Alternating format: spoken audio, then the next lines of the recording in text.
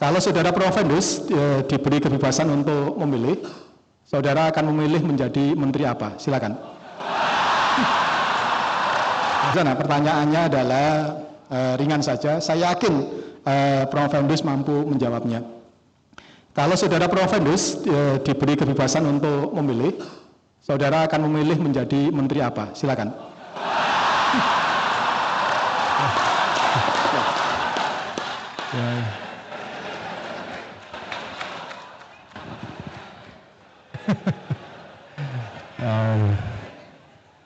Ini kalau dijawab keluar dari sini sidang demosi nanti ya, bukan promosi.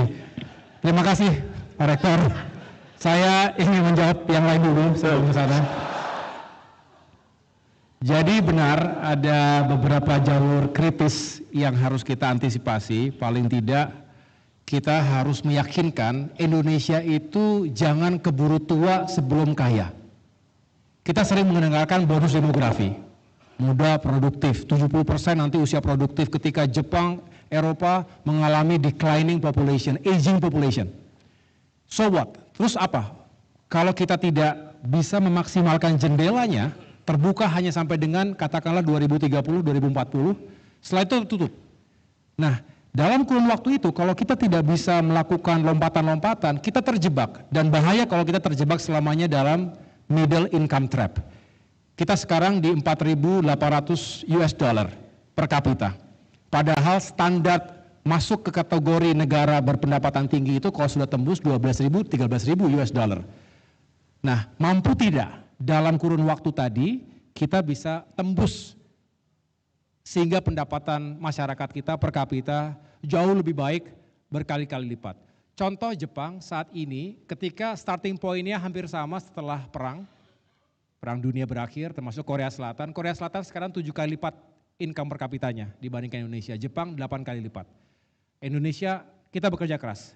Kita bersyukur terus terjadi peningkatan dan harus ada lokomotif ekonomi yang benar-benar bisa membuat peningkatannya drastis. Memang yang harus dikejar adalah pertumbuhan tinggi, tapi tentunya pertumbuhan tinggi yang berkeadilan dan juga berkelanjutan.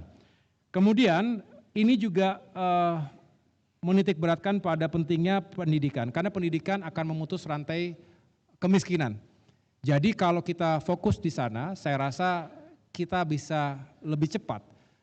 Nah, jangan sampai kita bereksperimen dengan sistem pendidikan kita, karena betul kata Pak Rektor tadi, kalau salah kelola, dampaknya itu bisa setback, dan setbacknya bisa sekian belas tahun, puluh tahun begitu. Oleh karenanya kita tidak boleh main-main dan justru kita fokus pada penguatan aspek atau sektor pendidikan tadi.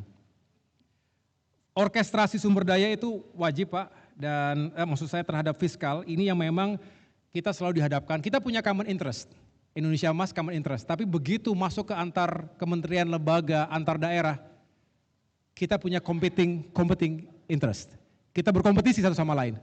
Semua mencari alokasi anggaran yang juga bagus, yang juga meaningful agar program-program kita jalan.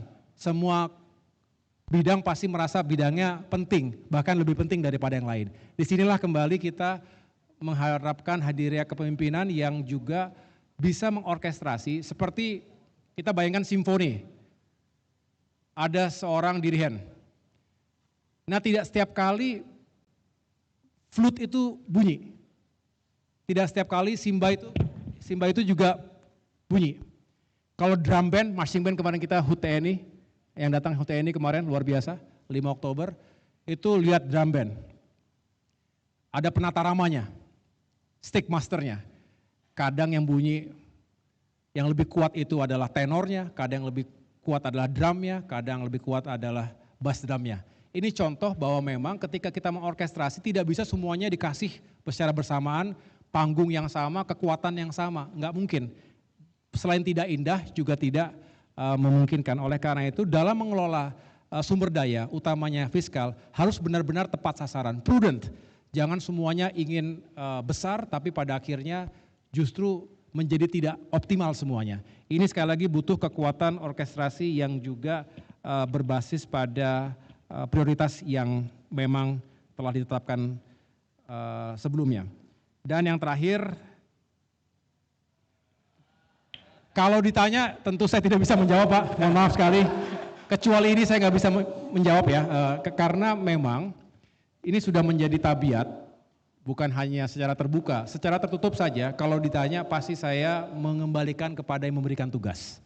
Karena itu adalah hak prerogatif seorang presiden. Tugas kita, ini berlaku nih banyak kawan-kawan di tentara, pasti begitu ya. Siap menjalankan tugas, siap. Gitu. Di mana saja. Asal tidak jauh dari Monas gitu kira-kira. Tapi prinsipnya di mana saja Pak, karena setiap orang punya value, setiap orang punya peran, dan saya dan yang lainnya semua pasti ingin menjadi bagian dari peran itu. Mudah-mudahan itu bisa kita wujudkan bersama-sama Pak. Jadi dimanapun kami siap dan harus siap. Terima kasih Pak. Oke.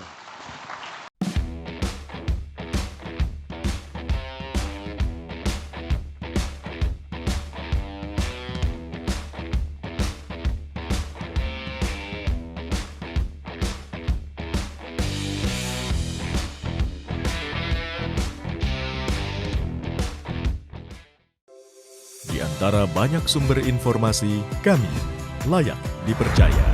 Karena kami menggali lebih dalam, berpihak pada kebenaran,